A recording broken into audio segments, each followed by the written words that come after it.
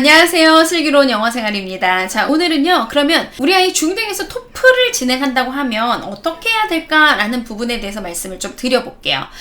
제가 지난번에 초등에서 토플 100점을 맞는다고요? 이건 조금 뭔가 이상한데요? 라는 말씀을 드렸었어요. 자, 이 영상은 어떤 분들을 위한 거냐면 우리 아이가 영어를 정말 잘하고 그리고 지금 시험을 봐도 토플 점수가 어느 정도 나올 것 같고 특목 자사고 가려고 하고 외고 가려고 하고 그리고 외국 대학을 가려고 합니다. 라는 분들을 위한 영상은 절대 아니에요. 그런 분들은 그냥 토플 준비하시면 되고요. 막지 않습니다. 자, 그리고 저랑 공부하셔도 괜찮아요.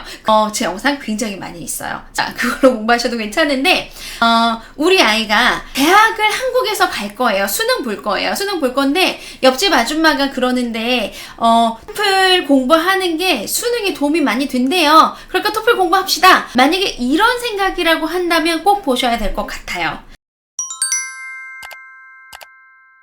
자, 한국에서 대학을 가려고 하는데 토플을 공부합니다. 그럼 어떻게 공부해야 될까요? 자, 토플은 4가지 영역이 있어요. Reading, Listening, Writing. 자, 이렇게 4가지 영역 중에서 수능에 관련이 되는 부분은 딱 한 가지 섹션밖에 없습니다. Reading밖에 없어요. 자, Reading만 수능하고 조금 관련이 있고요. 그리고 Listening은 대학에서 제가 지난 영상에서 말씀드렸으니까 지난 영상 참조하셔도 좋고요. Listening은 토익 수준으로 나오고 토익보다도 우리나라 수능 리스닝이 쉬워요. 그래서 리스닝은 그냥 뭐 토플 공부할 생각을 하는 정도의 실력이다라고 하면 리스닝 공부 하나도 안 하고 지금 수능 시험에 다운로드 받아서 보시면 만점 나올 거예요. 그래서 리스닝 공부 안 하셔도 돼요. 그 다음에 스피킹하고 라이팅은요. 우리나라는 스피킹 라이팅 시험이 수능에는 들어가지 않아요. 스피킹은 리스닝에 그리고 라이팅은 리딩에 속해서 들어가 있거든요. 근데 이거는 리딩 공부를 잘하고 리스닝을 어느 정도 잘하는 친구라면 전혀 1도 걱정하지 않아도 되기 때문에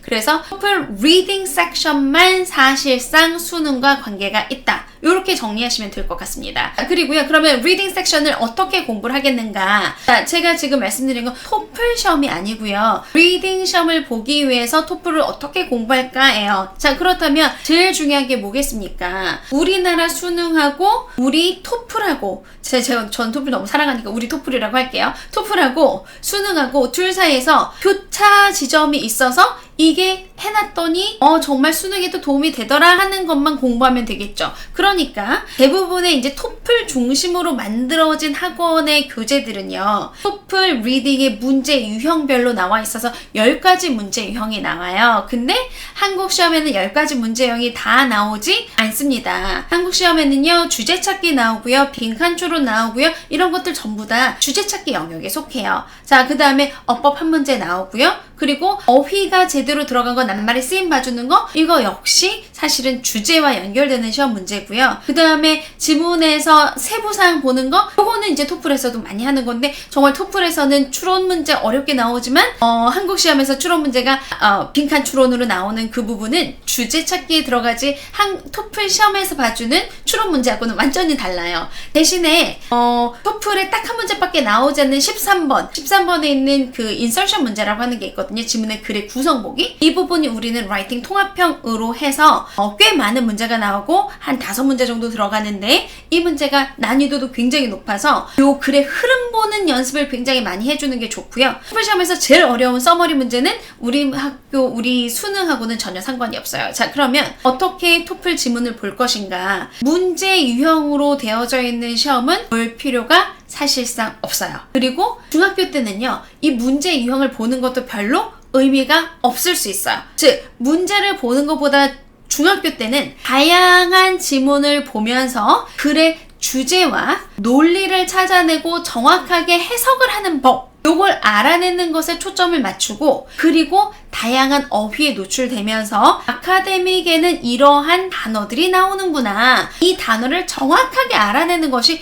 훨씬 더 중요해요. 자, 그렇기 때문에 문제 유형은 이 토플 문제의 유형은 주제 찾기 이렇게 풀어야 돼요. 그리고 추론 문제는 이렇게 풀어야 돼요. 이런 유형 제가 특허가 있는 그런 것들은요 사실 필요 없고요. 글을 정확하게 주제를 잘 잡으면서 논리 구조 잡는 연습을 해야 수능하고 연결이 돼요. 그래서 이 글의 주제가 지금 A라는 주제가 나왔는데 여기에서 이런 접속사가 쓰이면서 글의 흐름이 바뀌었어. 여기서부터는 앞엔 좋다고 했는데 여기서부터는 틀리다고 하는 거야. 이런 식으로 글의 흐름과 글의 독해를 정확하게 해줄 수 있는 능력, 글의 주제와 글의 흐름을 파악하고 어휘를 볼 수 있는 능력, 이 세 가지 초점을 맞추면서 토플 교재를 보든 중등 교재를 보든 어떤 독해 교재를 보든 여기에 포커스를 맞춰야, 그래야 고등학교 시험 문제, 수능 문제를 잘 풀 수가 있습니다. 자, 그래서 만약에 토플 학원에 가요. 그래서 가서 이 학원 스케줄을 쫙 봤더니 reading, listening, speaking, writing 4개를 다 하고 있습니다.